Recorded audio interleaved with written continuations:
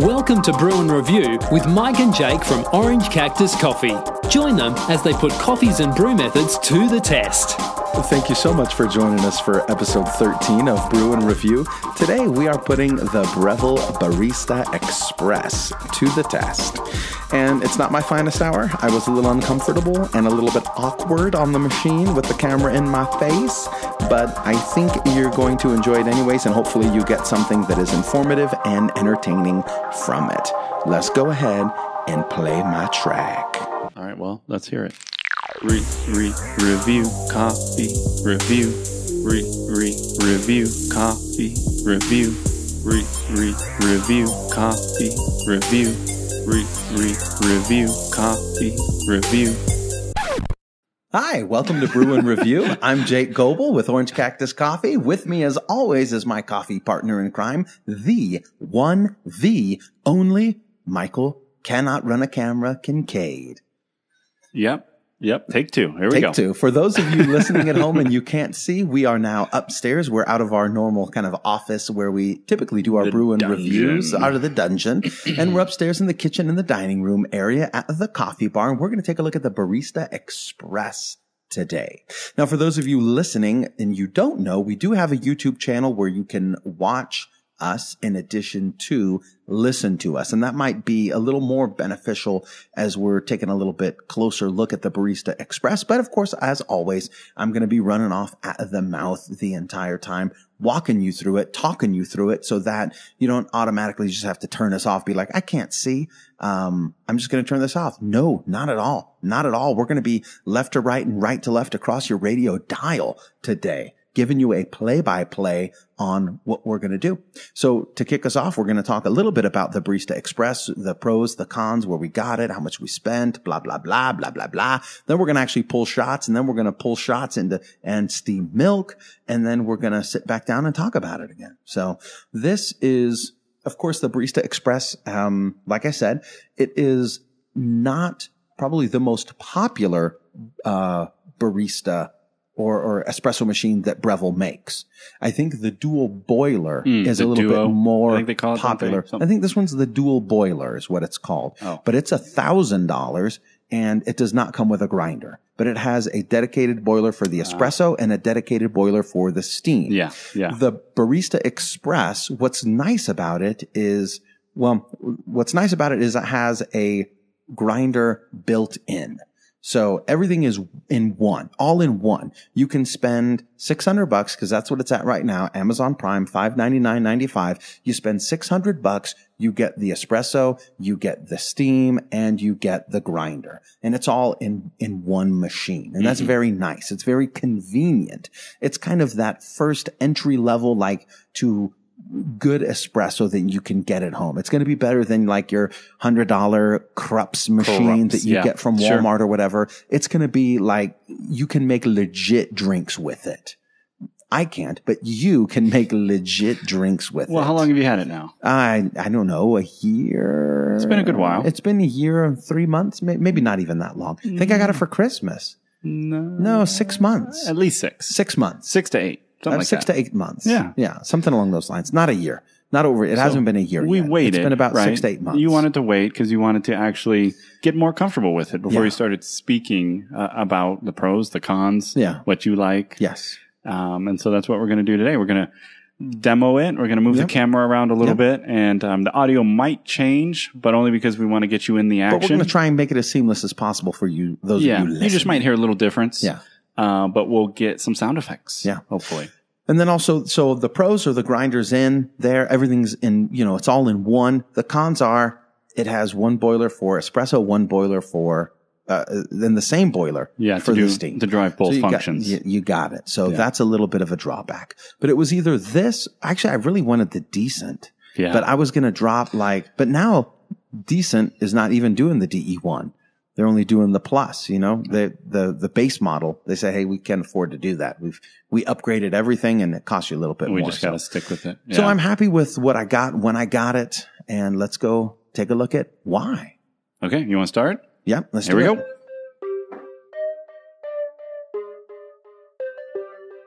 Okay, buddy, you're on camera. All right. You do you. Action. So this is the Breville Barista Express. Of course, I had to get it in the sesame black because that matches, you know, orange cactus coffee. We got the black and the orange.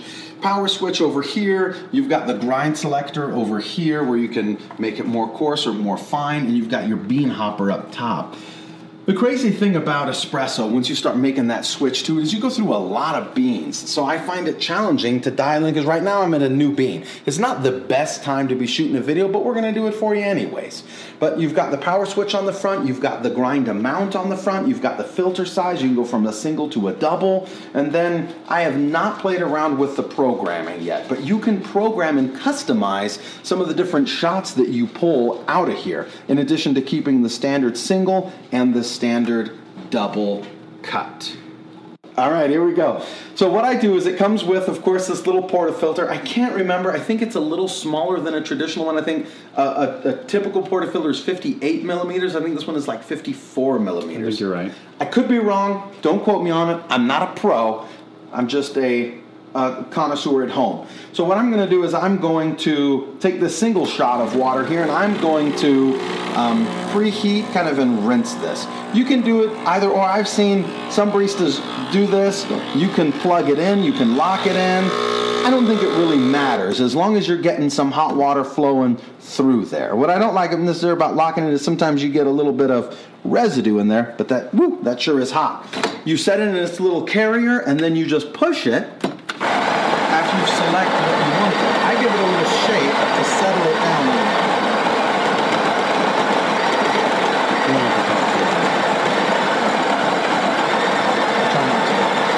Or we can stop and I can adjust levels, but no, that's okay. Peeking. All right, I keep peeking. No peeking. So that smells good. Here we are. What do you got? You got some. This is the natty. I think this is finally the natty. It's one of the challenges when you go from coffee to coffee. You don't always know what coffee you're working with. So there's my coffee. I normally weigh it out, scale it out when I'm dialing in a coffee. We're not. We're just going to wing it today. I take the little tamper. I of course know exactly how much pressure I'm doing. I don't know how much pressure, but I try to flatten it out there, and then what I do to try and make sure it's right, Breville gives you this razor. So what I do is I take the razor, put this little puck sideways, and then I take the razor and see it scrapes off what Breville thinks shouldn't be there. Now you can dial it in to the point where you don't really need the razor because you've spent enough time making sure that the coffee that comes out on the grind amount is the amount that you want. And it takes some getting used to because you can adjust the grind amount and you can adjust the grind size. So up here, this is a warmer. It actually does warm the glasses for you. And this is going to be a double shot. This is a decent espresso glass here. And then I'm coming over here, hitting the double espresso. It is supposed to pre-infuse. You can kind of see that on the pressure gauge you can here. A little bit. Mm-hmm. There you go. It'll pre-infuse a little bit, and then the shot will begin. So this one is not a great shot. We're going to make Mike drink this one.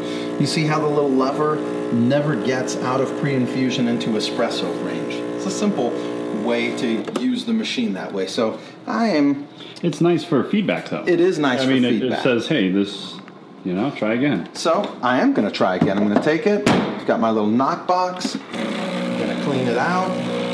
And I'm going to adjust one thing at a time. Still looks pretty good, though. In this case, I'm going to make it a little more fine. And like I said, I'm transitioning from one coffee to another. And that's really the challenge. By the time you get one dialed in, it's like you're out of it, and now you got to go dial in another coffee. I think that's one of the nice things, too, about this, is how quickly you can go to the next shot. You grind it, All right, get it set, tamp it, pull it. There you go.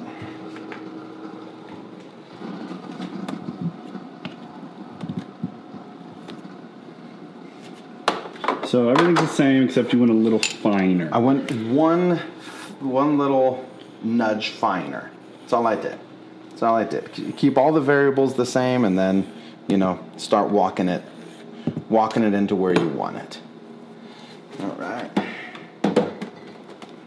So I'm going to get my next shot. This one's going to be for me.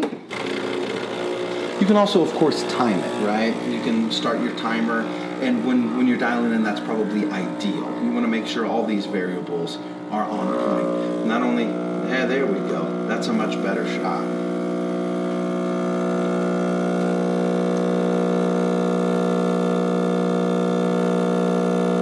It's got some thick crema coming out. It's the portafilter itself has got it's a double spouted.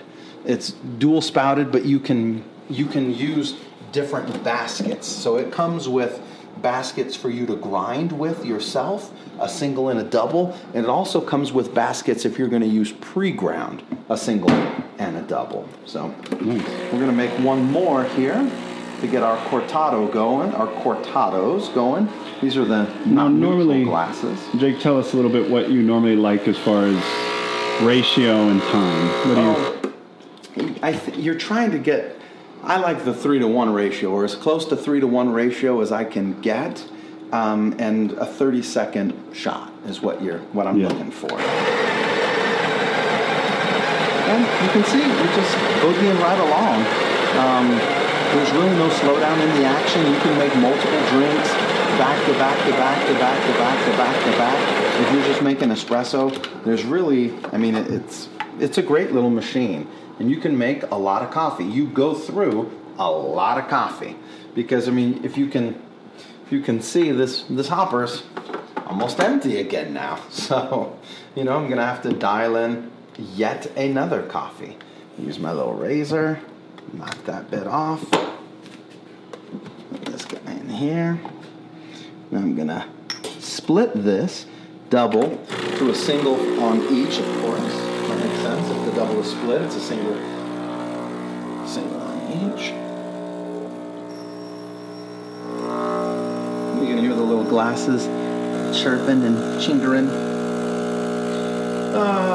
That one's that's not a great shot.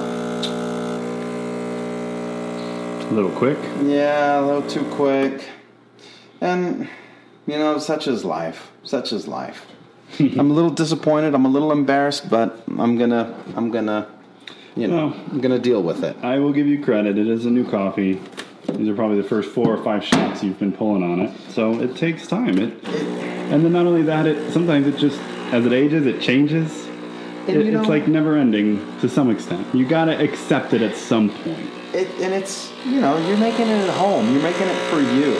You're not selling these shots. You know what I mean? So, while you try to dial it in, plus you're not going to be making them all day long.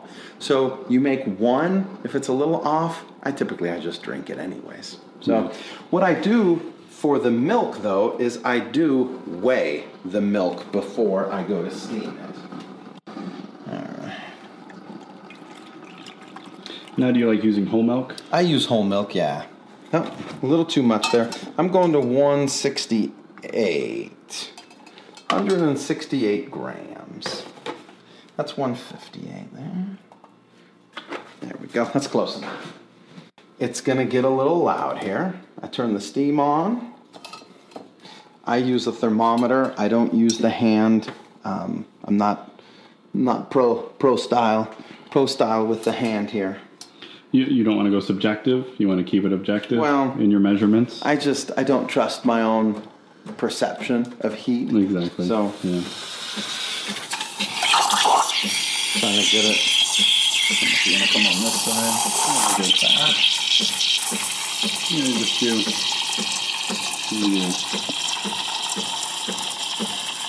Right? They say you want to start to get that roll.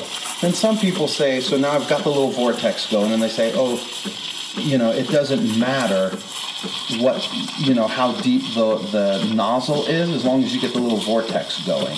And so I'm like, okay, that's what some folks say. And then others say you want to get that little vortex going, and you want to get to 100 degrees. Then after 100 degrees, you want to plunge the tip a little bit deeper in.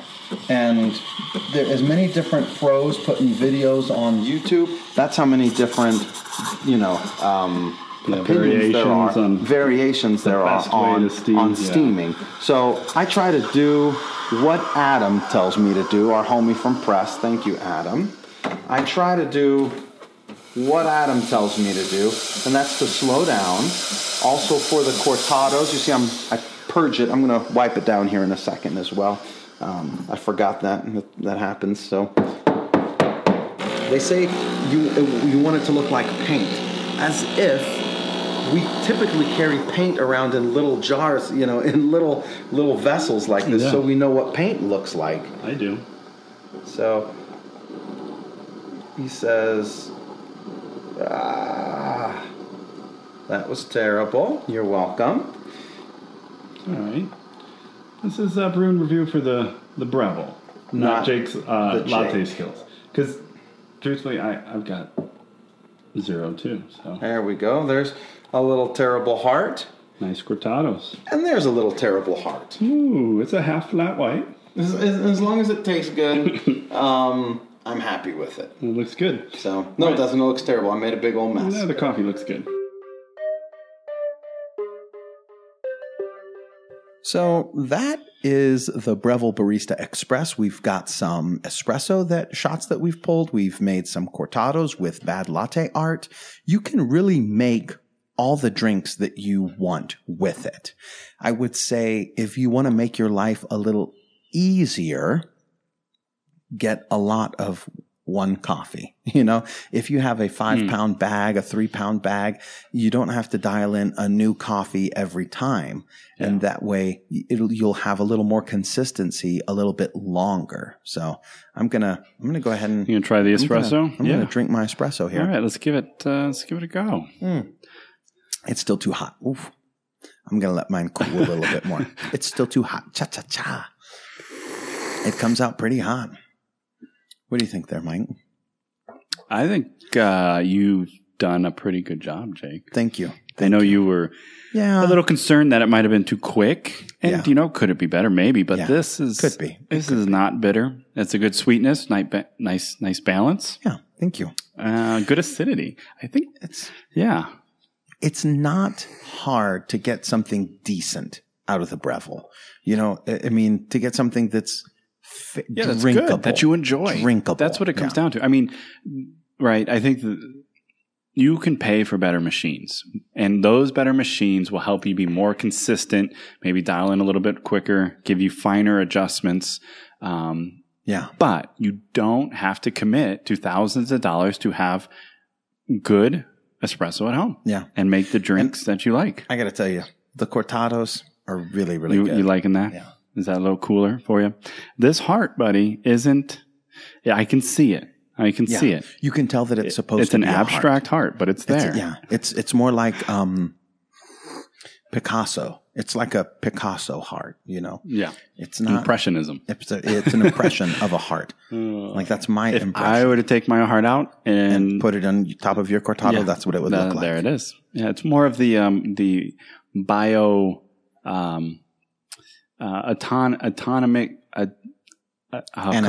anatomically correct. Yeah. Is that what I'm trying to say? Absolutely. You got one side bigger than the other.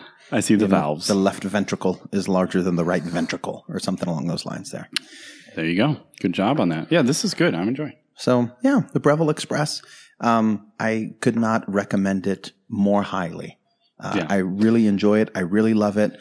I think if you're going to make the jump into espresso, $600, you're going to get everything that you want out of it. Mm-hmm. Now, if you're a professional barista, is it going to do for you what you get at the shop? Probably not. But it's a good, and most of the baristas that I talk to, they like it. You know, some of them have them at home, and they think it's a good machine. I think they see the need that it serves.